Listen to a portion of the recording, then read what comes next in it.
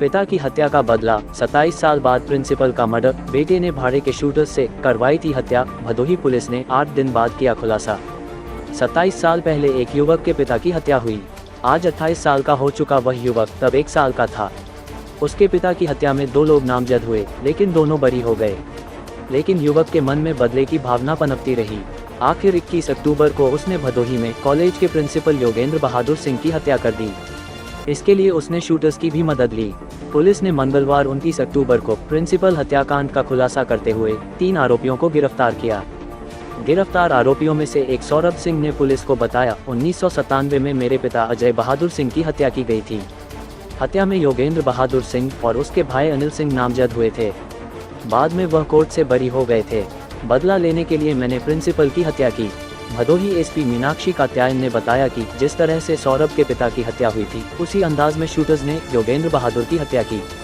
Saurabh mastermind था। उसने 2 shooters को हायर किए, रेकी कर पूरी वारदात की। भदोही में हुए इस पूरी घटना को सिलसिलेवार तरीके से समझाते हैं। सबसे पहले प्रिंसिपल की हत्या। आपको बता दे, ब्लाइंड मर्डर केस का पुलिस ने जांच शुरू की। 5 टीमें बनाई, स्कूल से लेकर परिवार और पड़ोसियों से बातचीत की, लेकिन हत्या की कोई वजह नहीं मिल पा रही थी। इसके बाद पुलिस ने जिस दिशा में शूटर्स भागे थे, उधर 80 किलोमीटर में 200 सीसीटीवी फुटेज खंगाले। एक फुटेज में पुलिस को शूटर की फोटो मिल गई। पुलिस टीम ने प्रयागराज और आसपास के जिलों में मुखबिर एक्टिव किए। फोटो किसकी है, इसका पता लगवाया। पुलिस एक शूटर कलीम तक पहुंच गई। इसके बाद मास्टरमाइंड सौरभ तक और हत्याकांड का खुलासा हुआ। एसपी मीनाक्षी कात्यायन ने बताया कि सौरभ ने पूरी साजिश रची। उसने कलीम समेत 3 शूटर्स को हायर किया। कलीम और सौरभ पहले से परिचित थे। बाकी 2 शूटर्स के नाम का पुलिस ने खुलासा नहीं किया। उनकी गिरफ्तारी के लिए छापेमारी की जा रही है। कलीम प्रयागराज के फाफामऊ, जबकि सौरभ सिंह शिवकुटी का रहने वाला है। पुलिस ने बताया कि हत्या के दौरान सौरभ ने शूटर्स के साथ मिलकर रेकी की थी। वह टाटा सफारी में था। हालांकि प्रिंसिपल को गोली कलीम ने मारी थी। अब वो कारण जानिए जिसकी वजह से प्रिंसिपल की हत्या की गई। कॉलेज आ रहे थे, तब हुई थी आरोपी के पिता की हत्या। आपको बता दें, 1997 में आयोग के जरिए Indra Bahadur Singh national inter college में शिक्षक के रूप में प्रयागराज तब इलाहाबाद के रहने वाले अजय बहादुर सिंह को नियुक्ति मिली। प्रबंध समिति ने अजय बहादुर सिंह को कार्यभार ग्रहण नहीं करने दिया। परेशान होकर उन्होंने हाईकोर्ट में याचिका दायर की।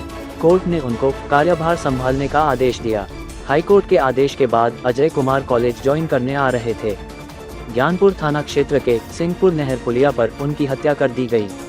इस मामले में मृतक प्रिंसिपल योगेंद्र बहादुर सिंह और उनके भाई अनिल सिंह आरोपी बने। पुलिस ने जांच के बाद कोर्ट में चार्जशीट दाखिल की। कोर्ट ने 2001 में योगेंद्र बहादुर और उनके भाई अनिल सिंह को साक्ष्य के अभाव में हत्या के आरोप से बरी कर दिया, लेकिन सौरभ उन्हें ही हत्या का आरोपी मानता था। कोर्ट ने भले ही योगेंद्र बहादुर और उनके भाई को बरी कर दिया, लेकिन अजय बहादुर का बेटा सौरभ उनको ही अपने पिता की हत्या का जिम्मेदार मानता था। वह लगातार प्रिंसिपल की हत्या की साजिश रच रहा था। पुलिस पूछताछ में सौरभ ने बताया, 2 अलग अलग टीमों के साथ प्रिंसिपल के गांव और विद्यालय की रेकी की थी।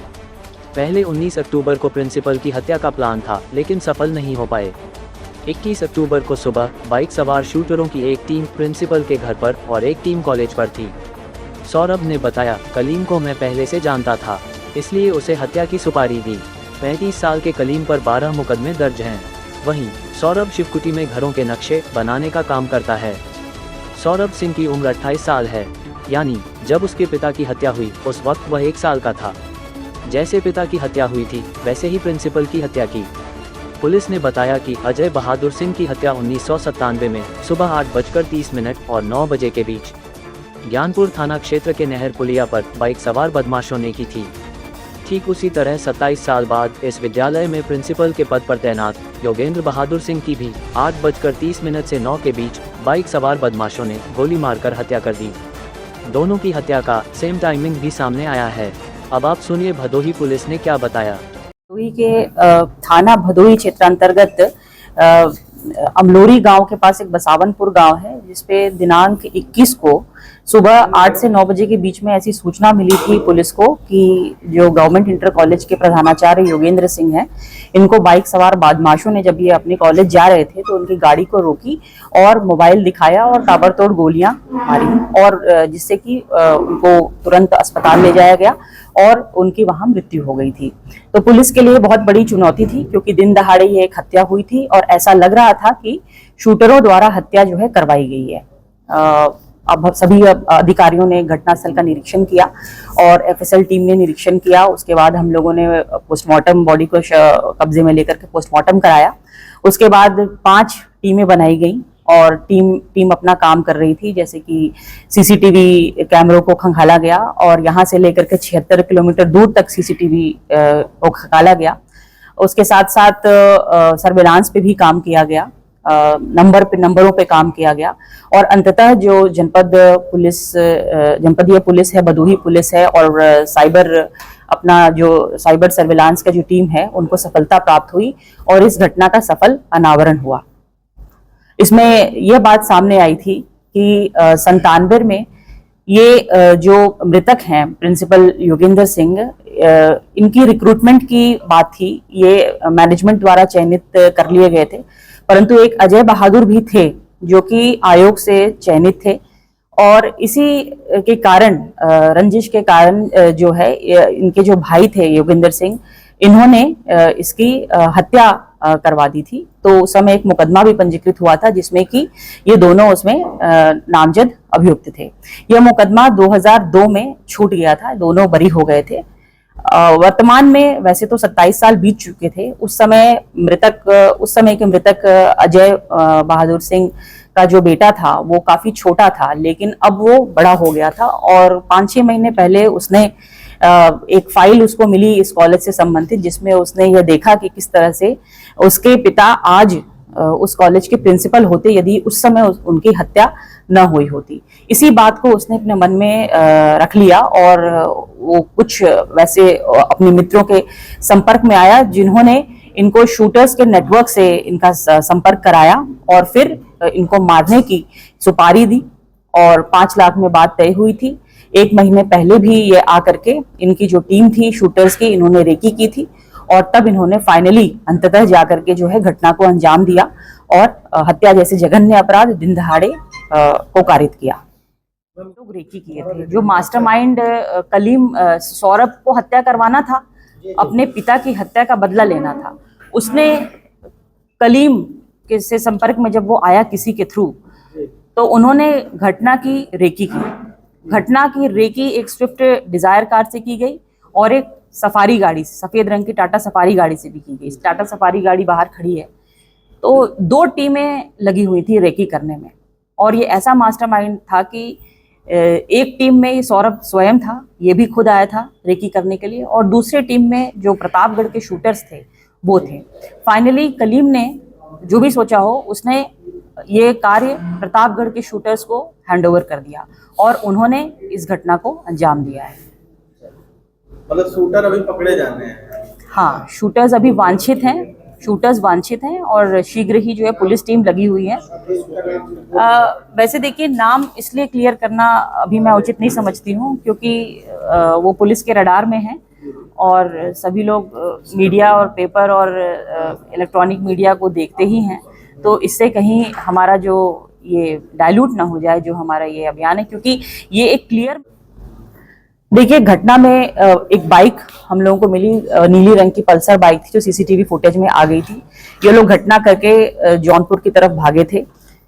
फुटेज में 2 लोगों का चेहरा क्लियर हुआ और ये प्रतापगढ़ के शूटर्स थे। इसके पीछे भी टीम लगी हुई है और जल्द ही इन लोगों की गिरफ्तारी सुनिश्चित की जाएगी। मैम, उस समय घटना हुई, गोली मारी गई, उससे पहले मोबाइल दिखाया गया था गाड़ी रुकवा के, उस मोबाइल में क्या चीजें दिखाई गई?